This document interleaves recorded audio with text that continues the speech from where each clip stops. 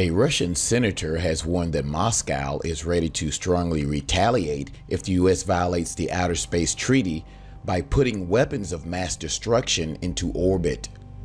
He added that Washington's plan to create a space force could lead to a catastrophe. The militarization of space is a way to disaster, Viktor Bondarev, the head of the Russian Federation Council's Defense and Secretary Committee, told RIA news agency the day after the U.S. President Donald Trump ordered the creation of a new branch of the U.S. military tasked with operating in what he called forbidden skies. The senator warned that Washington could potentially violate international agreements regulating the demilitarization of space and thus put the international security in a grave danger. There is a major risk that the Americans would commit grave violations in this field if one takes into account what they do in other spheres, he went on to say. If the U.S. withdraws from the 1967 agreement that bans deployment of nuclear weapons in space, such a move will be followed by a tough response not only from our state,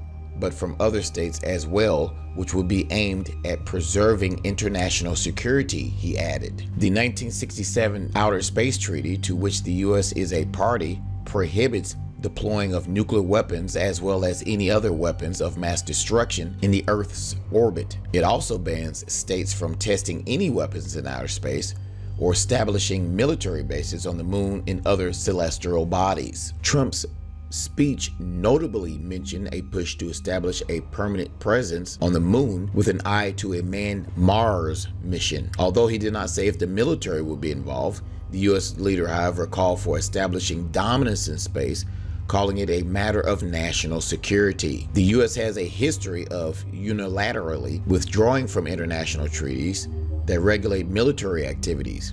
Back in 2002, U.S. President George W. Bush withdrew from the Anti-Ballistic Missile Treaty, or the ABM Treaty, which had been one of the main pillars of the establishment and held for nearly 30 years. Moscow and Washington have also traded accusations of violating the Intermediate Range Nuclear Force Treaty. The Russian President Vladimir Putin accused the U.S. of de facto leaving the INF, saying that missiles from the U.S. ballistic defense system deployed in Romania can be easily converted to middle-range projectiles to target Russia. What do you think? Will the United States be able to create a space force in outer space? Leave your comments below this video. Thanks for watching.